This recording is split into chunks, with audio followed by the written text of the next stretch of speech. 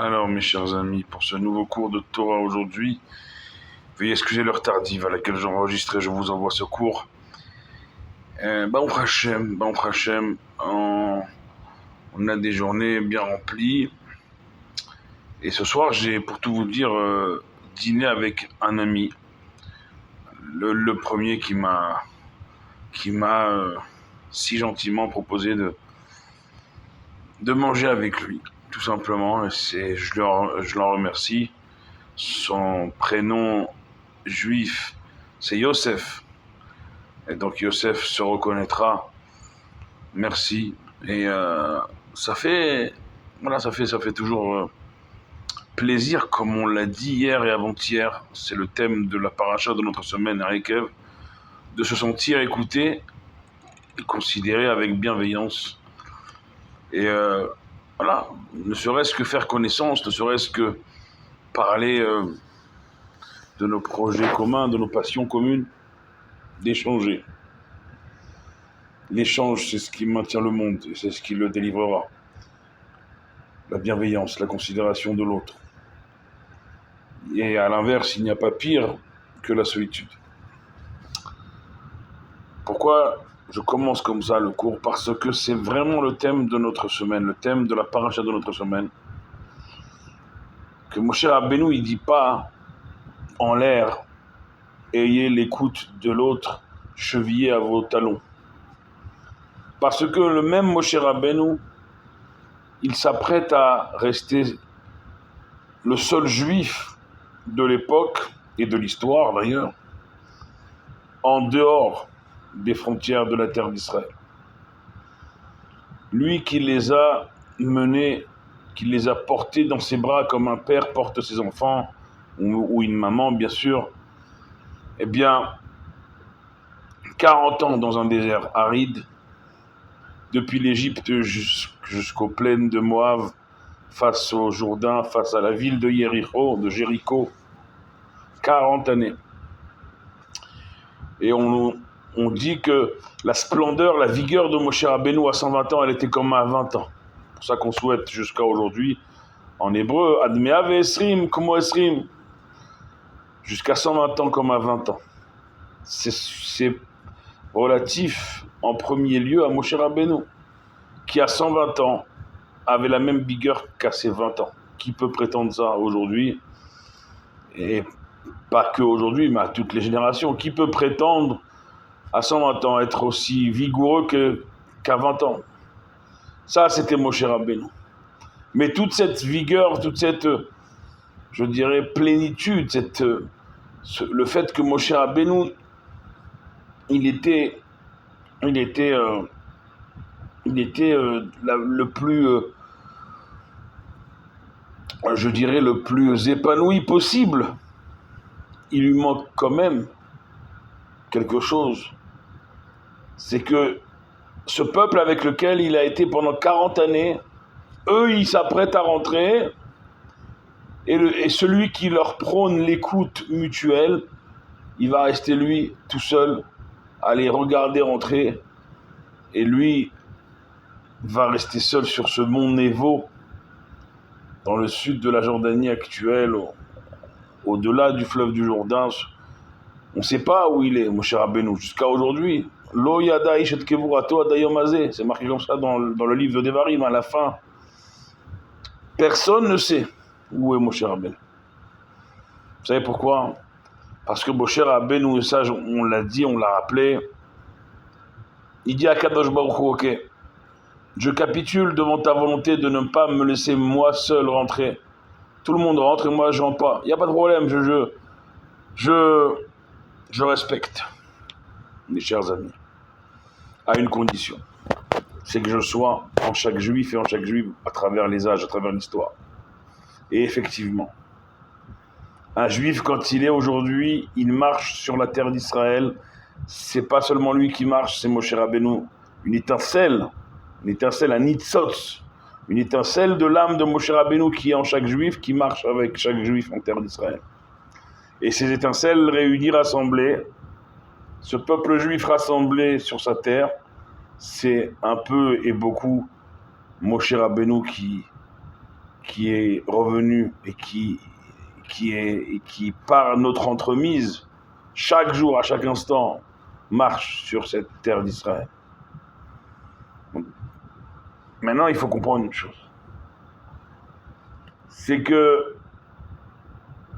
pourquoi Moshe Rabbeinu, à ce moment-là, de ces paroles, ces dévarim, comme on l'est depuis 3 parachiotes, pourquoi à ce moment-là, Moshe Rabbeinu, il choisit pour parler de l'écoute? Je vous rappelle qu'on se trouve après Devarim, une paracha pleine de remontrances, après Vaïtranan, où on a rappelé le don de la Torah, l'importance de la prière et beaucoup d'autres choses. Mais après la consolation de Nacham ou du Shabbat qui a suivi Tisha B'Av, on est après même le 15 Av, ça y est, on a dépassé tout B'Av, on est passé de la tristesse à la joie après le 15 Av. Et comme je l'ai dit hier, Ekev, cette paracha se situe à 15 jours d'Elul et 1 mois et demi de Rosh Hashanah et allez, quelques jours de plus pour Kippour, mais on est Elul Ba. C'est ça les initiales du mois de Av, Av, Aleph, Bet, Elul Ba. Elul arrive. Et c'est à ce moment-là que Moshe Rabbeinu, il nous dit tout ce qui peut vous arriver. Et mon Dieu, qu'est-ce qui nous est encore arrivé aujourd'hui? Des soldats morts, 2, 1 grièvement blessé, 6 otages retrouvés morts, 6 otages, dont un de 35 ans, peu importe l'âge, un otage, même à 80 ans, comme ils ont retrouvé, il y avait des otages de 76 ans, 79 ans. Une vie chez nous, c'est une vie, c'est un monde, une vie chez nous, c'est un monde. Et on a récupéré 6 corps. Vous allez me dire, les familles vont pouvoir les enterrer, faire commencer leur deuil, mais voilà ce que nos ennemis nous laissent dans leur tunnel, des corps. Et on nous demande de faire des concessions à des monstres pareils. Parenthèse refermée. Eh bien, Moshe Rabbeinu, il nous dit dans un moment pareil, sachez que Elul arrive, et avec Elul, Anil et Dodiv et Dodili, cette relation, cette proximité incroyable qui va être renouvelée comme chaque année entre nous et Dieu, entre Dieu et nous, où le Melech il va s'approcher et être avec nous dans les champs. C'est quoi dans les champs? Dans le dur quotidien, le nôtre. Et la condition pour que, au-delà d'être avec nous, à nos côtés, durant ce mois de Elul qui s'approche, c'est de se révéler à nous et au monde. La condition, la clé de la révélation de l'ère de Mashiach, la Géoula, la délivrance, le retour de nos chers disparus à nos côtés pour ne plus jamais quitter le Beth Amikdash, et Dieu, Akadosh Baruch Hu, le Meler, qui va plus seulement être bassadé, qui va plus seulement être dans les champs à nos côtés, qui va être révélé à nous et au monde. La clé, nous dit Moshe Rabbeinu, Davka, justement à ce moment précis de notre calendrier, c'est l'écoute. Écoutez-vous les uns les autres. Ne laissez pas l'écoute aux autres.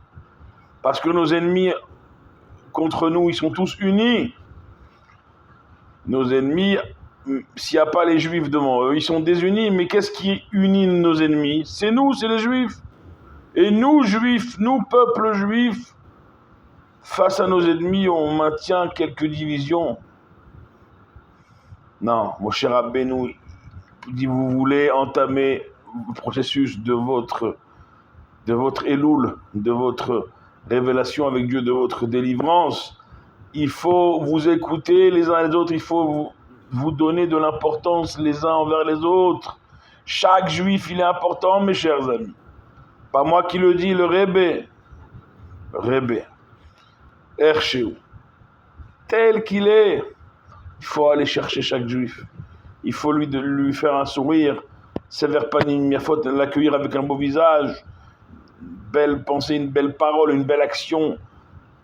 Les téphilines pour vous, messieurs, les nérodes de Shabbat pour vous, mesdames. C'est pas juste des téphilines et des bougies. C'est ce qu'on y met dedans. C'est ce qu'on y met avec en tendant à la personne ces téphilines, ces nérodes de Shabbat. C'est l'intention qu'on y met, c'est le sourire qu'on y met, c'est quelques mots. Dire à un autre juif, je suis là pour toi. Je suis là pour toi. Je t'écoute. Je vous l'ai dit hier, je le répète, ces deux mots, ils sont magiques pour quelqu'un. N'importe qui, quand il entend « je t'écoute » de votre part, c'est magique. Ces deux mots, ils sont magiques. Et c'est en donnant de la considération l'un envers l'autre que Akadosh Baruch Hu, il va faire plus que être dans les champs cette année avec nous. Il va se révéler à nous et au monde. Il va leur dire, il va nous dire d'abord à nous. D'abord, il va nous dire à nous, il va nous annoncer que Anovim, Anovim, Higia Zeman, Geulatchem. Mes humbles, est venu, voici qu'est venu l'heure, le temps de votre délivrance. Et alors les nations du monde tout autour de la Jérusalem reconstruite, de Eretz Israël, plus forte que jamais, toutes les nations autour, ils vont chanter Alléluia Hashem kol goyim shabbehu kol haumim ki gavar alenu hasdo ve'emet Hashem le'olam Alléluia. Les nations, ils vont louer à travers le peuple juif Akadosh Baruch Hu. Et ça, la clé, c'est l'écoute entre nous, la bienveillance. La bienveillance, mes chers amis. On arrive à 12 minutes, on va s'arrêter là pour ce soir en blinédaire avec l'aide de Dieu, toujours en vous donnant rendez-vous demain soir pour un nouveau shiur de Torah, tous ensemble. D'ici demain, priez pour nous comme on prie pour vous. Ensemble, on est toujours plus fort. Baruch Adonai Leolam, Amen ve Amen.